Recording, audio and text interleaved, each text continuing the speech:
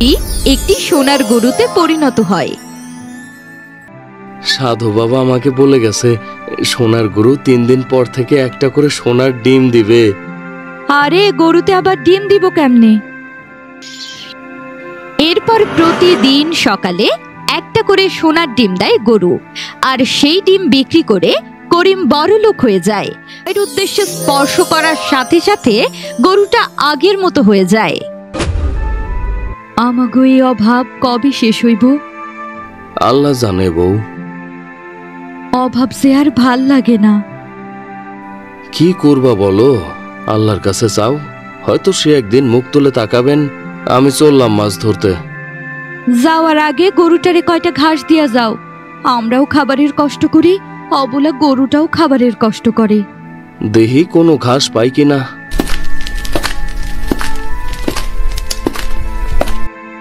করিম গরুকে ঘাস দিয়ে নদীতে যায় মাছ ধরতে।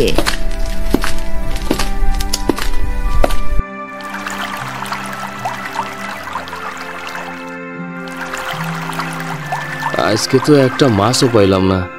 আজকে আমরা কি খাবো? আর মাছ না পাইলে তো বাজারই করতে পারবো না।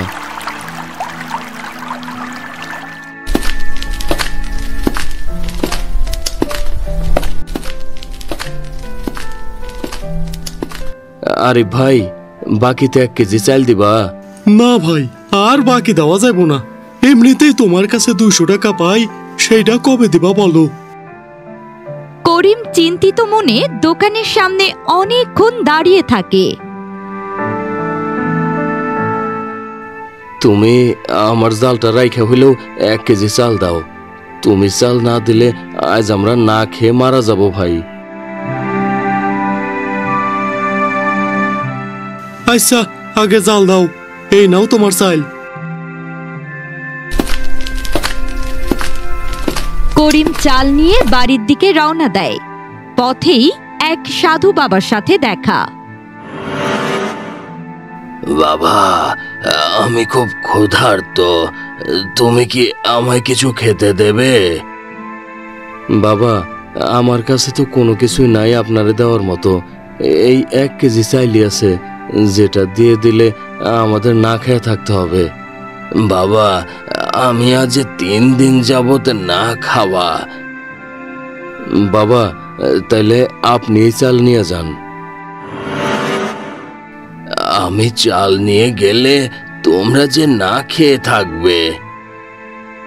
বাবা, আমরা তো 1 দিন না খেয়ে আছি, আপনি তো 3 দিন যাবত কিছুই খান না। এই চাল আপনি নিয়ে যান। এরপর সাধু বাবা চাল নিয়ে চলে যায়। করিম ক্লান্ত শরীর নিয়ে কোনো বাজার ছাড়াই খালি হাতে বাড়ি ফিরে যায়। শেফালি, তুমি কই? তুমি আইসো? তুমি দেখি কোনো বাজারই আনো নাই, এখন আমরা কি খামু? করিম তার বউকে সব ঘটনা খুলে বলে।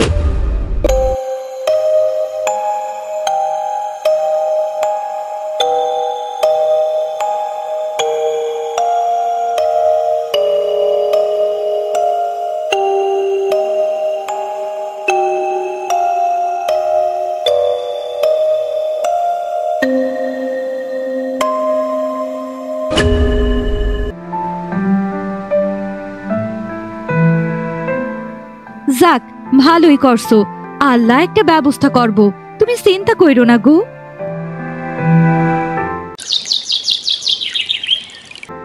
করিম এবং তার বউ না খেয়ে ঘুমিয়ে পড়ে। করিম রাতে স্বপ্ন দেখে। এই করিম, ঘুম থেকে উঠো। করিম চোখ খুলতেই সামনে সত্যি সত্যি দেখে সেই সাধু বাবা দাঁড়ানো। করিম ভয় পেয়ে যায়। করিম, ভয় পেও না বাবা, তুমি ভালো মানুষ।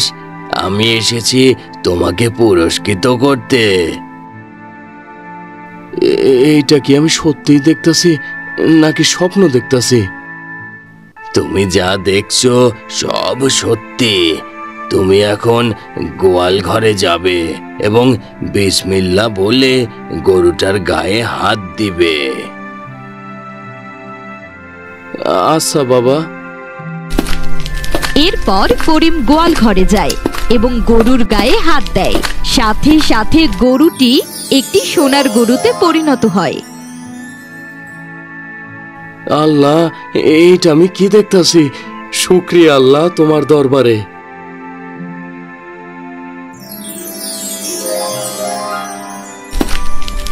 এরপর সাধু বাবা চলে যায়।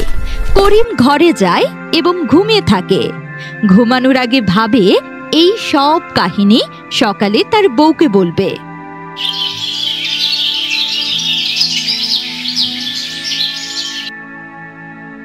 করিমের বউ সকালে গোয়াল ঘর পরিষ্কার করতে গিয়ে চমকে ওঠে।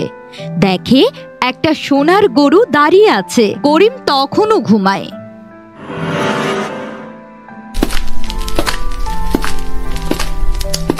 এই উঠো, দেখো কি কাণ্ডটাই না হইছে।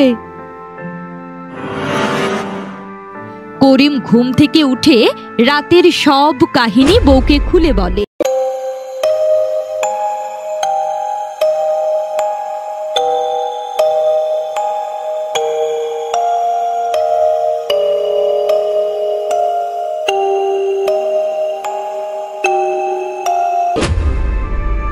আলহামদুলিল্লাহ, আল্লাহ আমগো মুখের দিকে তাকাইছেন। সাধু বাবা আমাকে বলে গেছে সোনার গরু 3 দিন পর থেকে একটা করে সোনার ডিম দিবে। আরে গরুতে আবার ডিম দিব কেমনে? সাধু বাবা যেহেতু বলছে তাইলে অবশ্যই দিবে। 3 দিন অপেক্ষা করার পর তৃতীয় দিন সকালে করিম ও তার বউ গোয়াল ঘরে যায় এবং দেখে সত্যি সত্যি সোনার ডিম। এই ডিম বিক্রি করে আমরা নিজেদের খাবার কিনবো এবং গ্রামের গরিব মানুষের জন্য খাবার কিনবো। আচ্ছা, তাই করো।